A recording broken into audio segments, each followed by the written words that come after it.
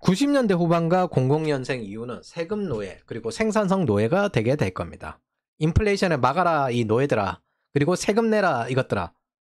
그리고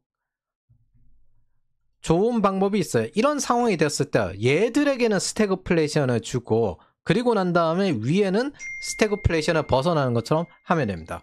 이건 제 감정과 무관하고요. 이게 예측이 된다는 이유는 배아제적 접근, 즉 구조적 메커니즘이란 뜻입니다. 흘러가는 대로 흘러가면 여러분들의 인생은 마이너스점이 납니다. 경로는 세 가지가 있어요. 아예 물가를 포기하거나 고용을 포기하거나 성장을 포기하거나 뭘 해도 여러분들은 망해요. 뭘 해도 망해요.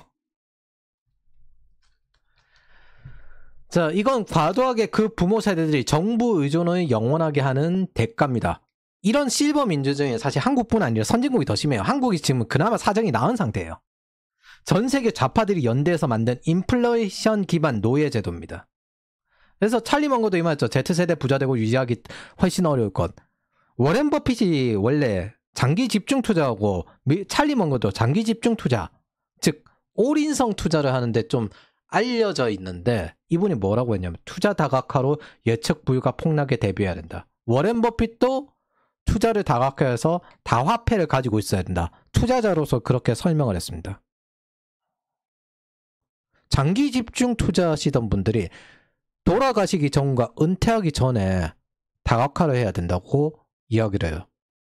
투자를 올인해야 된다고 평생 이야기하시던 분이 포트폴리오 이론을 추구해야 된다고 이야기합니다. 부자가 줄었고 기업이 줄었고 인구가 줄었어요. 세수 기반이 약화되었습니다. 그게 한국 상태입니다. 이거 다음 내용을 하면 이거다. 열심히 세금 내십시오. 세금이 올라가고 사회보험료가 올라가고. 네. 그 경로가 두 가지가 있어요. 정보가 이건 뻔해요. 장기적으로 이어질 메커니즘은 정해져 있어요. 부동산 붕괴 후 필수 서비스. 이거 붕괴 시점이 한 29년 정도 되지 않을까. 29년이다. 39년 정도 되지 않을까 그 생각해요. 이거 장기적으로 받을 사람이 없기 때문에. 이거 유지하려면은 외투사 받아가지고 니네들이 부동산 사라, 서울 부동산 사라 이거 하는 수밖에 없을 것 같습니다. 사채품 디플레이션, 수요 부족. 그래서 명품들 이런 거 망하는 거 방식요. 그리고 정부 통화 발행으로 인플레이션 유발. 경제 성장은 저조하고요. 그러면 일본식으로 가느냐 아니면 스태그플레이션식으로 가느냐 요거가 있는데 생산 인력 부족으로 스태그플레이션이 되느냐 아니면 일본식의 디플레이션이 나왔는데 일본식의 악순환 스파이럴 한번 볼게요. 기업이 국내에 있어요.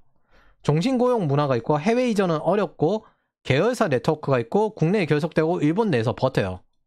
이게 왜 그러냐면 일본은 내수로 어쨌든 성장이 가능한 인구수를 가지고 있습니다. 근데 얘네들은 규제나 이런 방식들이 괴상해서 그렇지 결과는 디플레이션 악순환이죠. 내수 축소하고 가격 경쟁하고 임금 안 오르고 얘네들은 정치가 망쳐요. 여기도 정치가 경제를 망치네. 생산성이 향상되고 고용 없는 성장하고 기업들은 국내 잔류하는 대신에 그냥 이자만 받자 디플레이션 되고 그러니까 뭐 필수 물가만 사실 오르는 거예요. 필수 물가만 전기세만 오르고 그냥 교통비만 오르고 그리고 렌트비만 오르고 안 풀면 경기 침체.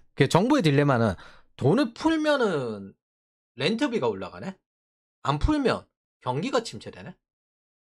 이거 반복입니다. 민영화도 사실은 아베가 원래 하려고 했던 게 아니라 이거 말고 방법이 없으니까 보통 그거 패턴이 똑같아요. 방법이 없는 사람이 누가 총대 하나 메고 그거 민영화를 합니다. 전기 지금 가격 장난 아니죠 일본에. 그래서 이런 식으로 돌아갑니다. 근데 이거는 일본 정도 되니까 잘 풀려서 이렇게 된 거지. 왜 탈원전까지 섞여 있으니까.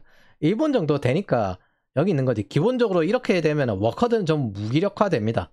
도전 정신이 있으면 해외로 나가고 여기 안 남는 거죠.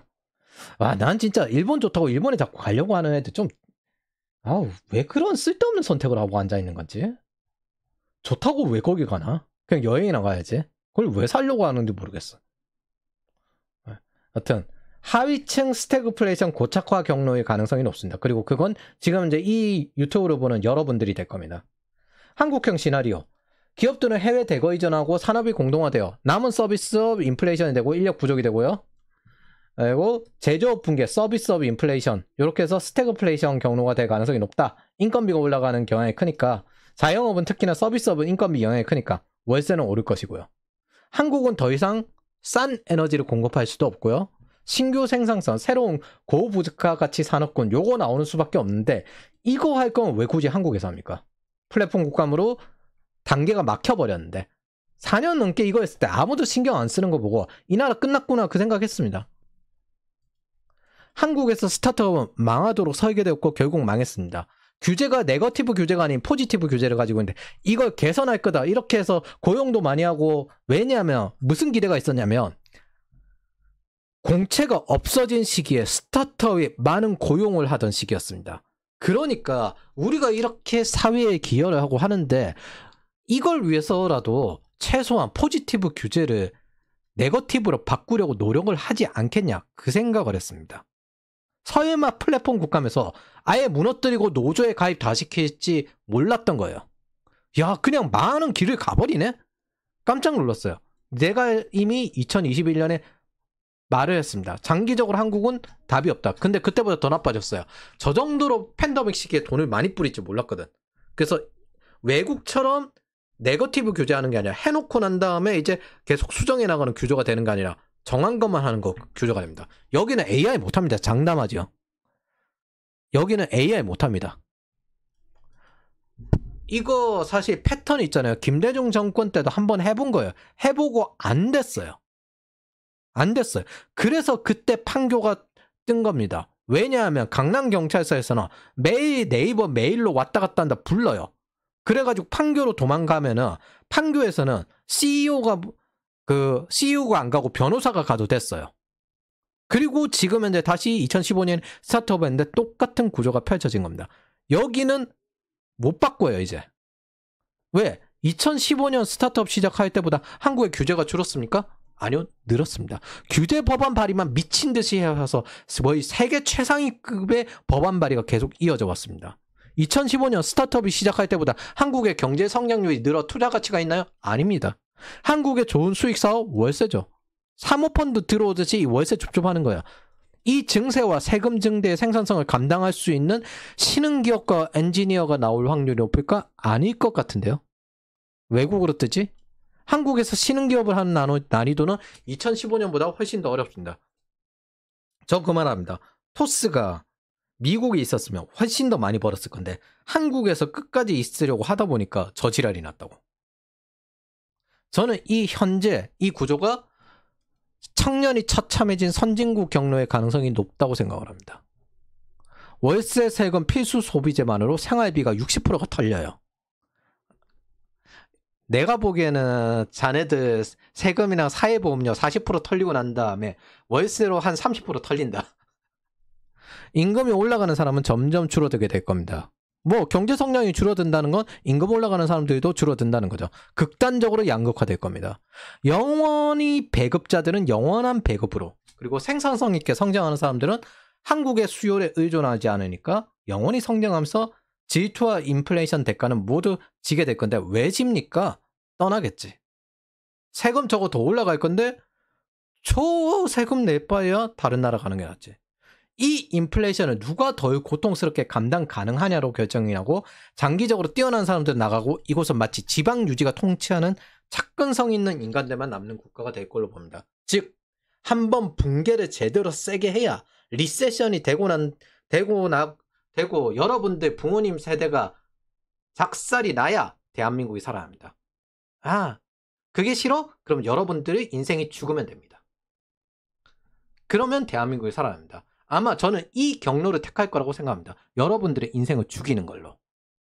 통일 국토회복 좋죠.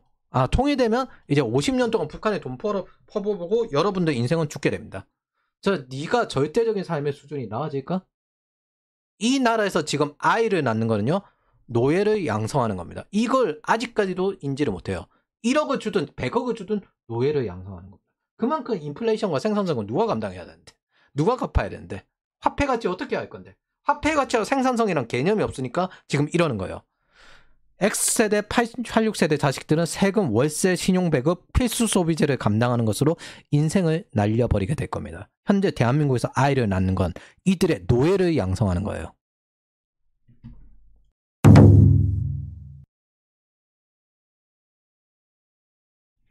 최종 정리를 하면 레이어 1, 레이어 2 세금만 해도 현재 77%고요. 이 사람들이 우리의 세금 전체를 줄여줍니다. 부자의 소비와 대기업의 소비가 국가 재정의 가장 큰 세금을 차지한다는 뜻이랍니다. 그리고 이들이 떠나고 있고요.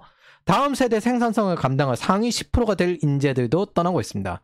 우리 세대의 세금은 계속 높아질 거예요. 이 나라에 있는 이상.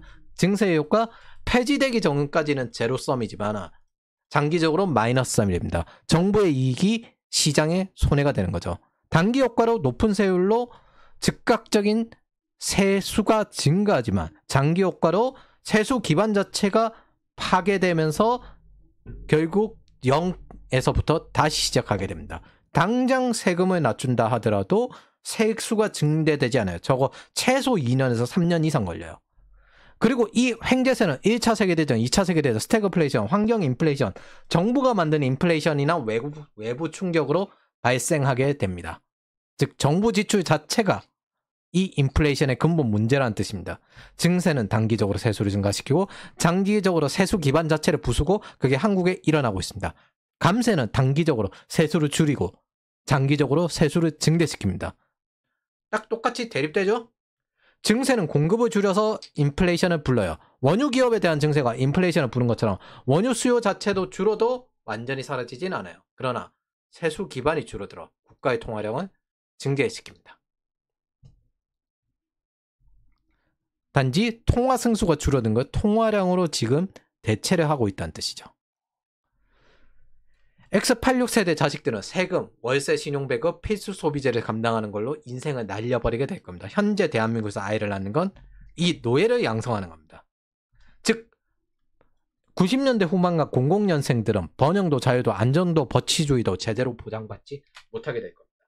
IT에서 예를 들어 한 10년차 정도 됐으면 그 10년차 아니에요. 30 정도 됐는데 한 15살 정도에서부터 알고리즘하고 뭐 하던 한 15년, 20년 차일 수도 있습니다. 진짜. 요즘 해커들 그 자식들 초등학교 때부터 가르치거든요. 코딩. 그래서 그런 것들 다 뚫고 시장이 확대되지 않았는데 지금 현재 95년 이상 세대들과 80년대 세대들이랑 이 세대들이 고인물로 쭉 IT 시장을 잡고 있다고 쳐봐요. 과연 90년대 후반생들과 00년생들이 여기 뚫고 올라올 수 있을까? 그래서 멘토들이 그 생각한다고요. 아, 이번에 시장 한번 작살나고 이러면은 고용시장 작살나고 그러면 거의 내 정년까지 끝까지 일할 수 있을 것 같은데? 그래서 솔직히 저도 M세대지만은 나쁠 게 없어요. 오히려 제 장사는 더 잘 되겠죠. 그래서 저도 양심 정도만 가지고 할 뿐이고 엄밀히 말해서 혜택을 이제 받기 시작할 시기이기도 합니다. 이것도 이용하는 방법도 다 아니까. 문제는 제 일이 이걸 뚫고 제 학생들이 한국 경제 상황에서 독립해서 위로 올라가도록 돕는다는 겁니다. 이게 제 일이라는 거예요. 문제는 일을 너무 책임을 과하게 받았어. 그냥 적당히 헤쳐먹었어야 되는데. 괜히 미션을 미래세대 초월차선이라고 해가지고 정한 건 할 수밖에 없어요. 그래서 구조야 제가 통제할 수 있는 것도 아니고 제 알바도 아닙니다. 망하면 망하는 대로 생존 준비를 하는 것일 뿐. 자, 제가 할 말은 이거예요. 이걸로 거시정치, 거버넌스로 세상이 안 바뀐다고요? 어느 대가리에서 그런 소리 하고 있는지 모르는데 중국인들 투자하는 거 보면 안 보이십니까? 정부는 문제 해결자가 아니라 문제 그 자체다. 이게 여기서 나옵니다. 정부는 시장 경제에 개입해봐야 문제만 만듭니다. 번외적으로 인플레이션 빠르게 잡고 화폐 가치 높이는 법이 있어요. 그냥 다 망하면 됩니다. 금리 높아졌을 때 세금도 같이 높여요. 그러면 일시적으로는 가격이 증가하겠죠. 근데 세수 기반이 파괴되잖아요. 아예 그냥 임금이나 고용 그것도 다 죽여버리는 겁니다. 기업이나 대중이 죽든 말든 신경 쓰지 않고 정치인은 그렇게 정치적 자살하고 중산층 무너지고 청년은 새로운 기회를 얻고 이러면 대한민국 삽니다. 당신의 부모가 망하든가 아니면 당신이 망하든가 둘 중 하나. 번외 2. 세상이 정치가 당파 싸움이라고 생각하는 이유는 두 가지입니다. 첫 번째, 당신은 아직도 계획경제로 세상을 보고 있어요. 번영은 기업이에요. 정부는 오직 그 번영을 내부에서 퍼뜨리고 싶을 뿐입니다. 수요를 확대시키는 거예요. 그게 돈을 뿌려요. 정부가 하는 일 이거에서 끝이에요. 그게 복지라는 이름으로 돈을 뿌리든 부동산이라는 이름으로 돈을 뿌리든 정부는 돈을 뿌려요. 이거 말고 없어요. 나머지는 규제로 못하게 하는 것밖에 없습니다. 번영에 관해서는. 즉 번영을 제약을 주는 것 말고는 안 해요. 정부는. 그게 대표적으로 세금이잖아요. 두 번째, 기업은 관계자로 어느 나라 정부를 택할지, 어느 지역을 택할지 그거밖에 없습니다. 세 번째, 세상은 모략과 협잡지 왜곡으로 이루어집니다. 웰빙은 IMF 이후 소비 부양을 위해서 의도적으로 유행시킨 거고요. 식량 가격이 안정화되니까 자국 농산물이 안 팔리잖아요. 그래서 그것 때문에 새끼 먹으라는 거였어요. 그 전까지 새끼 안 먹었어요, 대부분. 장점과 단점이 있는데 학교 급식이 의무화되면서 확대되었고, 단점은 정말 새끼가 건강하냐라는 점입니다. 이런 건 재이용되는데, 방송에서는 바쁜 아침이라면 아이에게 곡물 시리얼을 주는 것도 좋다라고 나왔습니다. 근데 그런 거 말하는 사람이 홍보회사 임원이에요. 홍보 담당자가 혈당 스파이크는 뭐냐, 알게 뭡니까? 우리는 콩이 위험한지 아닌지 알 수가 없어요. 현실은 자연 버터는 건강하고 씨앗기름은 안 좋고 고기는 건강하고 소시지는 안 좋다는 겁니다. 혈당 스파이크는 위험하고 어떤 곡물이든 혈당 스파이크를 부른다는 겁니다. 사실 건강한 곡물이란 건 존재하지 않습니다. 필수적인 탄수화물이 필요하기 때문에 먹는 것일 뿐. 그럼 과연 새끼를 먹는 건 건강한가? 그리고 새끼의 곡물을 섭취하는 건 건강한가? 이 질문을 해봐야 됩니다. 인간은 이래야 된다는 기준점도 이제 성전환도 포섭이 되니까 그 기준점이 막 바뀌잖아요.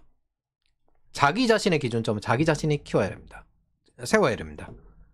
모든 걸 의심해야 돼요. 그게 제로 트러스트고, 우리는 항시 위험과 불확실 속에 사는데, 제가 2009년 정도에 영국 관광청, 프랑스 관광청 그 여행 가방이 샘소나이트 저거 홍보했거든요. 그리고 관광청이니까 수익 산업이 아니잖아요. 이게 이렇게 해외여행 늘어날 때였는데, 요때는 주로 동남아, 대만이나 일본 요쪽으로 왔고요. 요때는 아마 제가 기억에 괌이나 이런 쪽으로 좀 먼 곳이 늘어난, 유럽 여행이 좀 늘어나기 시작하던 시점. 그리고 신종플루 때 제가 일을 2009년 때 요때 시작을 하고 신종플루 걸리면서 일을 빡세게 했는데, 요때 열심히 유럽 여행을 끼워 넣습니다. 여행 트렌드에서. 여러분들 안 가본 곳이고 저기 동남아는 급이 달라요. 그러면서 30대의 유럽 여행이 여기 영향을 받아요. 즉 30대와 40대 초반 유럽 여행 성향은 2009년 이후부터 만들어진 겁니다. 이런 일을 해요. 원래부터. 홍보회사는 이런 식으로 거대한 흐름을 만드는 일을 합니다. 이게 광고와 차이예요. 여행지는 있잖아요. 진짜 세대의 성향이 세게 나옵니다. 문화적 성향이 진짜 세게 나와요. 마오주인 X86 세대는 정말 국제 결혼도 베트남 가고요. 베트남, 중국으로 여행을 갑니다. 2024년이거든요. 상반기 세대별 인기 해외 여행지를 분석한 결과 20대는 일본으로 갑니다. 30대는 유럽으로 가요. 40대는 베트남, 50대는 중국을 가장 많이 찾습니다. 즉 진짜 정치 성향이랑 똑같이 가고 문화와 일치되어 있습니다. 40대, 50대는요 공산주의 국가로 갑니다. 근데 30대는 유럽으로 가고요. 20대는 일본으로 갑니다. 뭐 20대가 돈이 없어서 그럴 수도 있지만, 실버 민주주의가 가장 영향을 미치는 건요 경쟁국의 감정입니다. 정치인들이 보통 이걸 선동하는데 크게 두 가지가 있어요. 바텀업으로 자연스럽게 생긴 한국 청년들의 반중이 있고요. 일본과 대만의 경우에는 한류의 영향으로 청년들이 윗세대 정치인이 선동하는 반일이 먹히지 않고 반일이 아니라 반한이 먹히지 않고 있습니다. 문화는 정치보다 장기적으로 강합니다. 중국의 경우 그래서 문화 자체부터 통제를 하고 언론부터 선동합니다. 저는 가끔 보면 그 생각하는데 왜 20, 30대는 중국을 싫어할까? 이게 아니라 왜 40, 50대는 중국을 그토록 좋아할까? 이걸 질문을 던져야 됩니다. 질문이 잘못됐어요. 40, 50대는 왜 그렇게까지 공산주의를 좋아하기 때문에 중국을 좋아하는 겁니다. 쟤네들이 항상 이상 국가가 있어야 되거든요. 소련이 무너지고 난 다음에 힘들었고, 그리고 난 다음에 중국이 개방하고 난 다음에 힘들었고, 독일이 하르츠 개혁하고 난 다음에 힘들어서 스웨덴을 찾다가 중국이 다시 부상을 했잖아요. 야, 사회주의 국가가 다시 살아남아서 간다. 내 이상을 이루어 줄 수 있다. 그거 지금까지 정치화되고 있는 게 한국노총, 민주노총. 저기 그거를 폭력적으로 끝까지 전환을 안 하고자 하니까 열받아가지고 나온 게 사회주의 전진, 노동자 연대. 이거 지금도 하고 있는데. 그래서 대만의 국민당의 반한 감정, 일본 정치인의 반한 감정, 중국의 반민은 늙은 정치인들의 선동으로 이루어집니다. 그리고 중국은 이걸 잘하기 위해서 문화 자체부터 통제를 해요. 왜? 여기들은 젊은 세대들에게 문화적으로 개방이 되고 한류 문화가 퍼지니까 통제가 안 돼요. 반한 감정이. 근데 중국은 그걸 차단해버리고 문화로 통제를 시키는 겁니다. 그래서 언론으로 선동이 먹혀요. 이게 실제 실버 민주주의의 결과적 모습입니다. 여기에 집중하게 되면 착취당하는 건 인지도 못합니다. 자, 여러분들은 자신이 진짜 좋아하는 거 싫어하는 거 상당 부분 대중의 취향에서 선동된 건지 아니면 실제 내가 좋아하고 싫어하는 건지 이걸 잘 봐야 됩니다. 개인의 자기 자신을 깊이 연구해야 돼요. 그리고 그걸 서로 공유하는 걸로 영감을 주고받을 수 있습니다. 일치화되는 게 아니에요. 통제가 안 되고 나는 이게 좋더라. 저는 이걸 발견한 것 중에 하나가 나는 정말 탄수화물을 좋아하는가? 근데 왜 저는 이상하게 감자튀김을 안 좋아해요. 왜 감자튀김은 싫어하지? 상당 부분 탄수화물의 더부룩함과 혈당 소크로 입이 땡겨 먹게 된다는 걸 깨달았습니다. 그런데 돼지고기와 계란, 간단한 브로콜리를 먹은 날 맛있다 느끼고 속도 편안하다는 걸 느꼈어요. 즉 혈당 소크로 인해서 입이 땡기는 것과 그 다음 고기를 먹고 맛있다고 느끼는 걸 구분하지 못하고 있다는 겁니다. 핸드폰 던지고 밥만 먹으면서 깨닫게 된 내용이 이겁니다. 결론이에요. 쌀밥은 건강하지 않습니다. 파스타처럼 싸서 해 먹는 거지. 그리고 모든 곡물류 탄수화물은 그렇게 건강하지 않습니다. 한 그릇 밥 이하로 먹어야 돼요. 하루에. 적어도 저한테는 그게 맞아요. 근데 근육 키울 때는 저거 좀 먹어야 돼요. 자, 이런 독성에 잔뜩 노출된 다음 해독 치료를 갖다 넣으면 돈이 됩니다. 아예 그냥 다 끊어보고 하나하나 제로 베이스에서부터 테스트를 해봐야 돼요. 약과 독은 정도의 차이입니다. 쉽게 되돌릴 수 없는 약, 마약이든 성전환이든 부동산 투자든 결혼이든 이건 신중해야 됩니다. 정치란 건 그 지역의 이런 것들의 주류 기준점을 만듭니다. 강력하게 싸워야 돼요. 그리고 부자들과 기업, 엔지니어들의 탈출은 간단합니다. 정치가 세금을 먹었습니다. 그래서 비효율이 악순환되는 상황으로 왔습니다. 정부의 경제관리가 절대 성공적일 리도 없고 당신의 이익일 리도 없습니다. 이걸 대부분 신경 쓰지 않습니다. 정부가 잘 된다고, 국가가 잘 된다고 당신이 과연 잘 될까? 당신을 뜯어먹어서 잘 될 가능성이 더 높습니다. 그래서 정부에 의해서 독립되어야 되는 겁니다.